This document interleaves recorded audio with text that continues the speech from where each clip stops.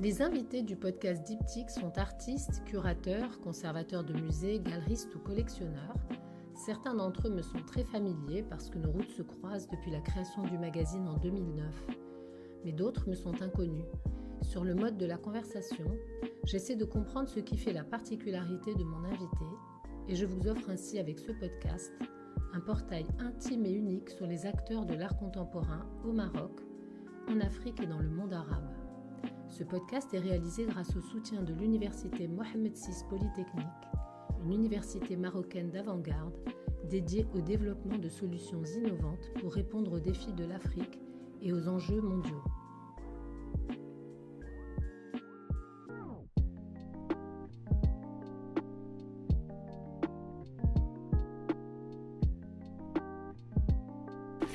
Chers auditeurs du podcast Diptyque, bonjour. Aujourd'hui, on est à la Mamounia à Marrakech en février 2026, en pleine 154. Et j'ai le plaisir de recevoir le magnifique artiste Eladj Lincy Deloumo, qui est présent partout en ce moment à Marrakech. On peut voir ses œuvres un peu partout. Donc, Eladj est un peintre qui est né en Guadeloupe en 1995 et aujourd'hui, il vit entre Paris et Abidjan. Sa peinture, c'est essentiellement du portrait, mais pas que. Il nous expliquera ça aujourd'hui, souvent frontal, parfois légèrement décalé, avec un très beau travail sur les carnations sombres et les noirs. C'est ce qui a fait vraiment son signe distinctif. Ce noir, il ne le traduit pas comme une absence de couleur, mais comme une vraie matière, une profondeur, une lumière interne, une façon de fabriquer une vraie présence. Cette œuvre noire, comme nous avions titré dans le portrait que nous lui avions consacré dans un numéro de Diptyque dont il fait la couverture, c'est aussi un axe explicitement commenté, donc on en parlera aujourd'hui. Et on comprendra que le noir chez Eladj n'est pas une posture, mais un véritable atelier de nuances, un lieu mental. Eladj, bonjour. Bonjour, merci de nous recevoir. Merci, et pour cet épisode, je suis accompagnée de notre auteur et chroniqueur, critique d'art Olivier Raché, qui connaît très bien le travail d'Eladj et qui va poser lui aussi des questions à notre invité dans le cadre de cet épisode. On va démarrer par des aspects de programmation. Aujourd'hui, donc en février, Eladj, tu es présent à deux endroits en particulier, sur le stand de Cécile Fakouri et à la Maison des Arts et de la Parure. Est-ce que tu peux nous dire en quelques mots ce que tu présentes ? Alors, je présente deux grands formats avec la galerie Cécile Fakouri. Oui. Une pièce qui parle en fait, qui se passe en Guadeloupe. Enfin, les deux pièces se passent en Guadeloupe. Et les pièces le corpus d'œuvres qui sera présenté au musée de la Parure, c'est issu d'une résidence de 5 mois que j'ai passée à Marrakech. Il faut savoir, c'est une collaboration entre la Loft Galerie et la galerie Cécile Fakouri. Du coup, il y a eu deux galeries pour pouvoir m'accompagner sur ce projet. Du coup, un petit résumé. Du coup, le titre de l'exposition porte le nom de Entre-lieux. Entre-lieux, car je m'intéresse beaucoup à la notion de savoir qu'est-ce qui nous lie, qu'est-ce qui nous sépare aussi. Ces frontières, ces seuils, ces lieux de passage aussi, que l'on retrouve aussi dans mes peintures. Et pourquoi Entre-lieux ? De par mon histoire, je suis originaire de la Guadeloupe. J'ai quitté mon île natale à l'âge de 8 ans, pour pouvoir m'installer avec ma famille en France, en métropole. Et pour moi, en fait, c'est un total changement de culture, d'environnement. Durant cette résidence au Maroc, j'ai eu l'occasion de rencontrer des amis artistes, artisans, des étudiants, pour certains aussi réfugiés. C'est beaucoup de personnes qui ont quitté en fait, leur pays natal pour pouvoir s'installer au Maroc ou qui étaient localement aussi déjà présents sur place. Et je me suis intéressé à leur histoire, à leur lieu aussi d'environnement, à ces lieux de passage que je raconte en fait sur différentes peintures. Alors, donc je reviens donc au premier sujet que nous t'avions consacré dans Diptyque. On parle beaucoup d'aspects, on parle beaucoup du regard lointain des personnages, on parle beaucoup d'héritage, de mémoire, de famille. Est-ce que tu peux développer ces aspects pour nous ? Oui. Je travaille beaucoup avec les objets trouvés ou qui m'ont été légués par ma famille, ou ces objets aussi qui ont été légués aussi par certaines personnes aussi que je rencontre. La dentelle que vous voyez sur le stand appartient à une amie. C'est une dentelle qui lui a été transmise par son arrière-grand-mère. Enfin, son arrière-grand-mère l'a transmise à sa mère. Après, c'est de mère en fille, ça s'est transmis dans la famille. Du coup, cette dentelle, elle tisse le lien entre différentes générations, différentes temporalités aussi. C'est un patrimoine aussi. Cette dentelle, en général, je la faisais porter par mon modèle. Parfois, cette dentelle, elle était posée aussi. On ne sait pas si cette dentelle, elle était quelque chose de lourde ou bénéfique. Pour cette série d'œuvres que je présente à la 154, cette dentelle en fait vient faire corps littéralement avec l'architecture, pardon. Elle vient modeler l'espace. Cette dentelle aussi, je la travaille un peu comme de la sculpture. Il y a pas mal d'aspérité, beaucoup de texture. Je la travaille aussi avec du sable pour pouvoir la modeler. Le sable rajoute une dimension oui, un peu de là où on vient, de notre histoire, de notre patrimoine. Et je présente une deuxième œuvre qui s'appelle... Oui. Je présente une deuxième œuvre qui est là, une femme devant une porte, qui est une scène qui témoigne aussi de l'entre-deux. On a cette scène d'intérieur et l'extérieur aussi. Vraiment, il y a cette grille qui sépare les deux. On ne sait pas si elle s'apprête à sortir ou à rentrer. Et il y a cette lumière en fait, qui rentre et qui vient dessiner littéralement l'espace. Et il y a ce travail aussi avec la ferronnerie autour des grillages qui est fait. Je m'intéresse beaucoup à tous les éléments architecturaux qui composent un territoire, que ce soit les portes, la ferronnerie, de par l'artisanat, la boiserie, la menuiserie, etc. On peut retrouver là. Alors justement, Olivier, je vais te laisser peut-être poursuivre sur des aspects vraiment de technique, parce que quand il est question des latches, il y a une très grande maîtrise justement des différents matériaux. Je te laisse peut-être poursuivre là-dessus.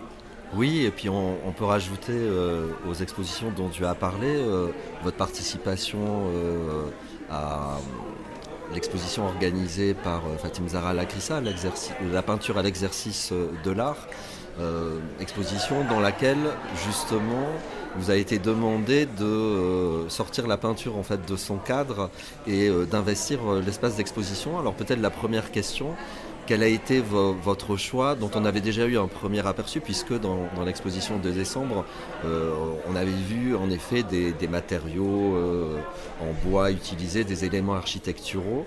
Et comment vous avez appréhendé cette proposition qui vous a été faite ?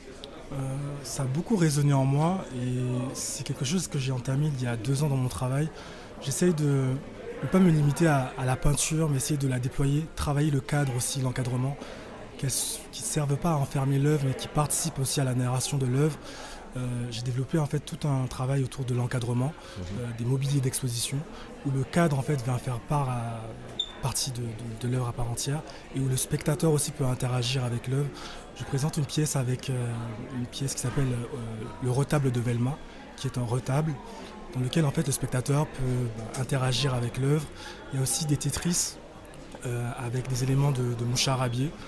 Je me suis inspiré des garde-corps qu'on retrouve dans les escaliers, dans les terrasses marocaines, où le public en fait peut déplacer comme une composition, comme un jeu, quelque chose d'interactif, où le spectateur, le regardeur peut déplacer l'œuvre, et ce qui donne une nouvelle perspective de l'œuvre selon l'expérience du spectateur. Alors pour prolonger peut-être cette question, parce qu'on parlait du monde des arts de la parure, qui est un écrin absolument extraordinaire, et comment justement la réflexion en fait qui est la vôtre autour du cadre s'inscrit en fait dans ce lieu, alors d'abord qui est circulaire et dans lequel alors on a envie de voir accrocher de la peinture, mais dans lequel on a du mal justement à imaginer comment la peinture peut faire corps avec l'espace. Alors comment vous y êtes pris, parce qu'on n'a pas encore eu la chance de voir l'exposition Ce lieu, c'est un lieu déjà très magnifique de par l'architecture, les lignes, les courbes. C'est quelque chose aussi qui me parle, et ça a été... j'ai pas trouvé de difficulté à pouvoir produire ce corpus. Au contraire, j'essayais de créer des interactions entre l'espace. Il y a cet espace central, circulaire, avec ce puits de lumière qui vient au centre de l'espace d'exposition. Et j'ai joué aussi justement avec cette architecture, avec ces poutres en fait qui viennent rythmer tout autour de ce puits de lumière, en créant aussi des colonnes aussi sur les peintures. Du coup, il y a une idée d'interaction entre un prolongement de ce cadre avec les peintures. Et beaucoup des peintures, des peintures que je présente, il y a cette notion aussi de seuil, de passage, avec ces portes, ces scènes d'intérieur, d'extérieur, avec ces jardins aussi. Du coup, c'est quand même c'est pas seulement un espace, mais c'est un lieu de passage qui invite à quelque chose d'autre, un lieu de circulation de passage où j'invite en fait le spectateur à regarder au-delà de la peinture, à s'interroger qu'est-ce qui se trouve derrière. Moi qui ai passé une résidence de 3 mois au Maroc, je confronte en fait différents éléments culturels, différentes histoires, et c'est une invitation aussi à comprendre en fait les différents éléments, différentes de lecture que j'ai peint dans son corpus. Ouais. Et là, j'aimerais bien te poser une question assez précise sur la matière noire de tes portraits. Il y a beaucoup de textes qui ont été écrits là-dessus. Depuis une dizaine d'années qu'il y a vraiment une éclosion d'un style particulier du portrait noir par des artistes qui sont eux-mêmes africains noirs.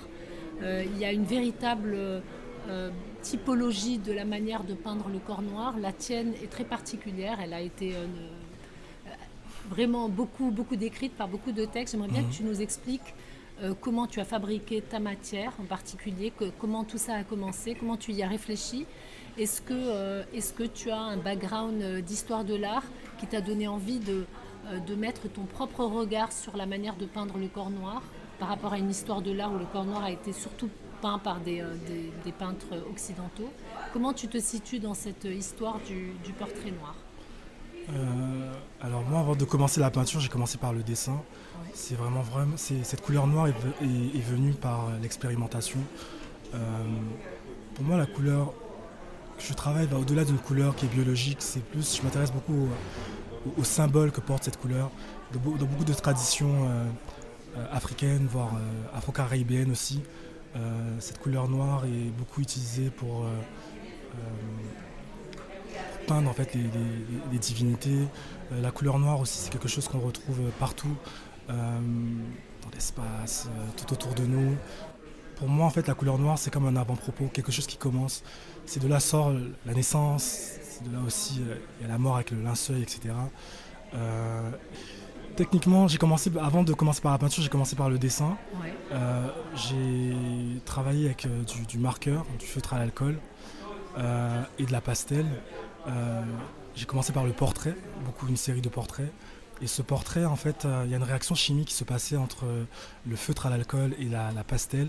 La pastel qui est encore gras. Et mes portraits ne sont pas tout à fait noirs, mais il y a un aspect bleuté qui se produit entre la pastel et l'alcool. Et après, je viens en fait exagérer ces lignes bleues avec du crayon. Ça c'est sur du papier, sur le support papier. Dessin. Et ensuite, comment tu as transposé ça à la peinture? Sur la peinture, je l'ai retranscrit avec de l'acrylique, de la peinture acrylique. Je trouve que l'acrylique donne une aspérité à la peau qui est très unique, quelque chose qui est boisé, très texturé, qu'on retrouve un peu moins avec l'huile, qui donne une dimension beaucoup plus lisse, on va dire. Et je trouvais que l'acrylique reprenait un peu cet aspect d'aspérité qu'on retrouve avec le feutre, avec ces lignes en fait presque non finies qu'on retrouve, qui marquent en fait les traits du personnage, qui racontent aussi une histoire, un état d'âme aussi, parce que ça traduit aussi de mon état, mon état dans lequel j'étais au moment que je peignais cette personne, et de l'histoire aussi.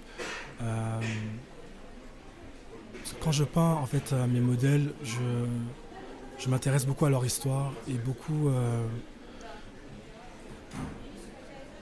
de ces modèles, en parlant, racontent leur expérience personnelle.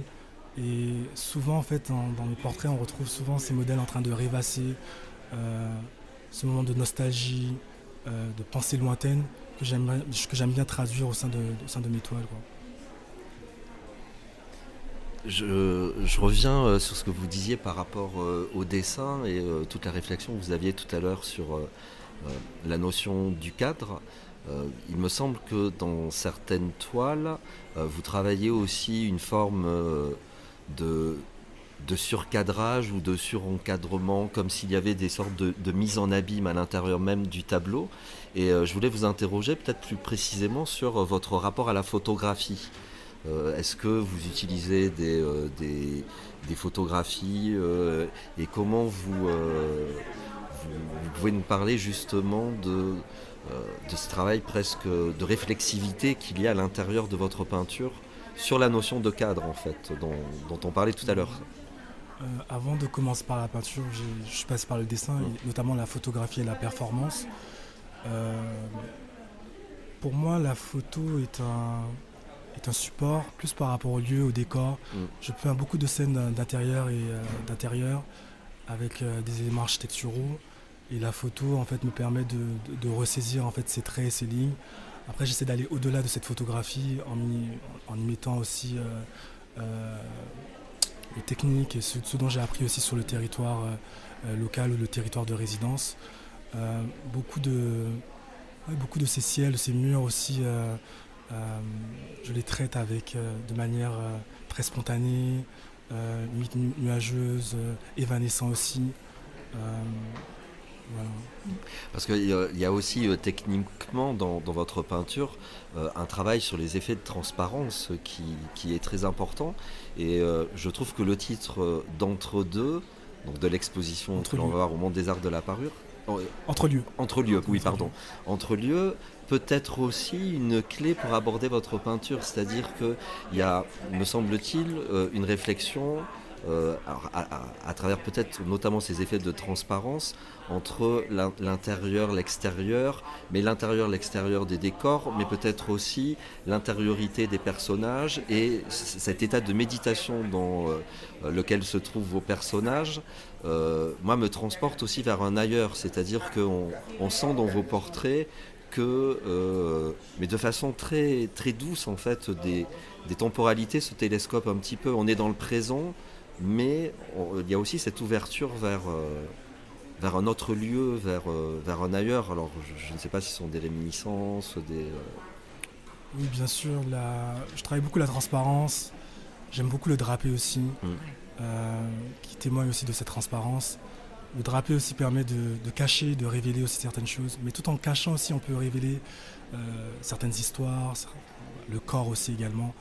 Et je travaille cette transparence avec la lumière à contre-jour, où la lumière en fait rentre dans ces espaces, cette lumière extérieure vient dessiner, en fait, révéler chaque objet, chaque élément aussi qui se trouve dans la peinture. Cette lumière vient dessiner aussi non seulement le personnage, mais tous les éléments qu'il y a autour. Et les objets, notamment les objets que j'utilise, ça peut être des tapis, une lampe, témoignent aussi de l'histoire de ce modèle. Et la plupart sur le corpus d'œuvres que je vais présenter au musée, les personnages sont de dos. Et c'est vraiment un parti pris, c'est pour que le spectateur puisse s'interroger en fait notamment sur le personnage, mais sur l'espace dans la globalité. Tandis que si j'avais fait un focus, un cadrage sur le modèle ou de face, ça ramène une autre lecture. Du coup, j'ai voulu vraiment que le spectateur s'intéresse à cet ensemble en fait, comme un passage, circulation d'une œuvre à une autre, tout en étant lui-même aussi presque de dos aussi, devant ce personnage qui accompagne en fait le passage, la circulation, les échanges, etc. Alors c'est intéressant que tu dises que dans ton nouveau corpus, les personnages sont de dos. J'allais te demander finalement deux choses. J'allais te demander si on n'était pas presque dans de la nature morte, tellement on a l'impression que le personnage est presque uniquement un prétexte pour peindre les objets et la forme des objets, les objets fixes, les objets mouvants, pour t'intéresser finalement à la structure de la matière, parce que ta peinture est très virtuose sur la manière de rendre les différentes matières, et je pense qu'une résidence au Maroc où on a un tel éventail de matières et d'organisation de la matière, d'organisation des décors, est certainement une résidence qui compte pour toi. Donc je me demandais finalement si Tu vas pas un jour faire complètement disparaître le corps pour ne t'intéresser qu'aux objets? Oui, C'est une vraie question. J'avais la même question. On se fréquente beaucoup trop, Olivier. Non, c'est une très bonne question. D'ailleurs, il y a une œuvre, c'est la seule œuvre de l'expo où il n'y a aucun personnage. Ouais, peut-être c'est une ouverture vers quelque chose d'autre qui va se passer dans mon travail. Peut-être me concentrer beaucoup plus sur l'environnement. Mais de manière générale, en fait, je m'intéresse beaucoup à l'influence que peut avoir l'environnement sur le personnage et vice-versa. Comment une personne, quand elle quitte son pays natal pour s'installer ailleurs, de par son histoire, sa culture, elle garde certains éléments, certains fragments qui la composent, tout en s'intéressant aussi localement à tout ce qui est autour d'elle, à cet environnement. Et c'est comme une sorte de... pas d'harmonie, mais presque de synchronisation, de connexion avec cet environnement qui m'intéresse énormément. Parfois cet environnement peut être totalement en accord, parfois ça peut vous mettre une distance. Et c'est cette, comme je disais tout à l'heure, c'est cette notion, ce seuil en fait, qui sépare en fait, soit des territoires, soit des personnes, soit des histoires aussi qui m'intéressent, quoi. Et qu'on retrouve tout au long de l'exposition. La question du seuil, je te laisse peut-être, Olivier, avancer sur la question du seuil et peut-être des références classiques, parce que finalement, c'est une peinture où les références classiques sont très explicites. Le seuil, le cadre comme fenêtre, et parfois surdétermination du cadre dans l'œuvre qu'on a vue chez Loft. Oui, alors c'est vrai que c'est une question qu'on peut à la fois se poser, et lorsque l'on est devant les œuvres, je trouve que on arrive aussi à faire abstraction en fait de cette histoire de l'art, parce que personnellement, moi, la peinture d'Eladj en fait ne me rappelle ni une peinture classique, ni... j'aurais du mal à la situer peut-être en fait dans une histoire de l'art occidentale, disons. Et en même temps, le souvenir que l'on en garde, les réminiscences que l'on peut en avoir, dialoguent avec ce que l'on connaît aussi de l'histoire de l'art. Je ne sais pas si je suis très clair en fait dans ma façon de formuler les choses. Parce que je vois que vous acquiescez de la tête. Non, c'est vrai. Donc la question des références. Oui, les références, c'est de par... Des réminiscences oui, peut-être. Réminiscences. Plus que des réminiscences, références. Oui. Vu que je fais énormément de résidences, j'essaie de prendre peut-être un mois pour pouvoir vraiment m'intéresser à l'histoire en fait, une histoire de l'art aussi localement, pas occidental, mais histoire de l'art du territoire dans lequel je suis. Je travaille beaucoup avec les images d'archives, les images matrimoniales, qui nous entourent. Et je vois mon travail aussi comme une sorte d'archivage de différents éléments, de différentes compositions, de différents patrimoines aussi, que j'essaie de se faire connecter, de se faire rencontrer sur la même toile.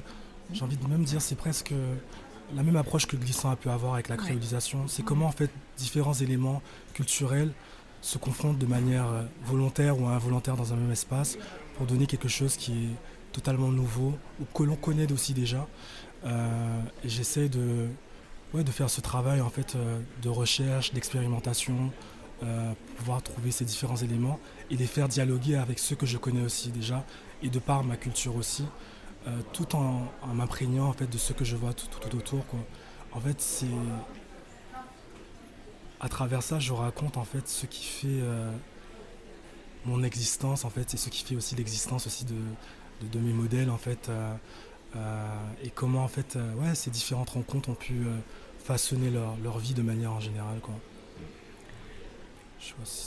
J'aimerais bien que tu nous dises maintenant ce que ça va représenter pour toi, cette visibilité. On revient à des aspects plus publics et visibilité de ton travail ici à Marrakech pendant la 154. Quelles sont les prochaines étapes importantes pour toi? Je pense revenir à Marrakech, ça m'a profondément inspiré, de par les rencontres humaines, de par l'architecture, de par l'artisanat. Le Maroc aussi, comme je disais, ça résonne comme un territoire de circulation, d'échange, de passage. Et je trouve que c'est pas très loin de tout. On est très proche de Paris, là où je travaille. On est très proche aussi d'Abidjan. un peu éloigné de la Guadeloupe, mais je Ouais. pense qu'il y aura... Les connexions sont en train de se faire, et même les connexions culturelles aussi. Et je trouve que c'est très beau de pouvoir témoigner de ça, en fait, de témoigner euh, de ces rencontres, peut-être, je sais pas, historiques aussi. Et c'est très beau, et je pense que je reviendrai ici au Maroc, peut-être pour une autre résidence, d'autres projets d'exposition.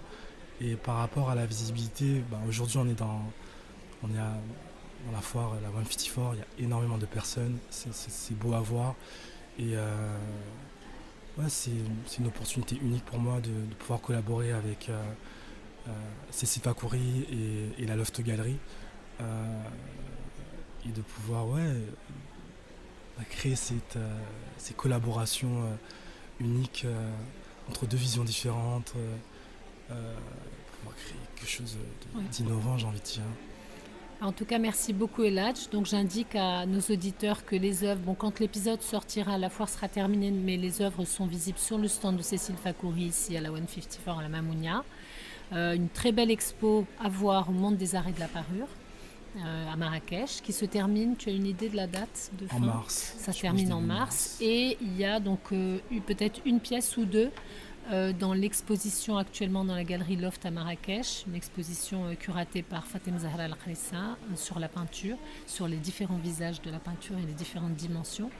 Voilà, et évidemment, vous pouvez aussi retrouver le numéro le numéro de Diptyque dans lequel on avait consacré un très beau portrait qui faisait la couverture. À très bientôt Eladj et merci Merci à Olivier. vous. Merci. Merci.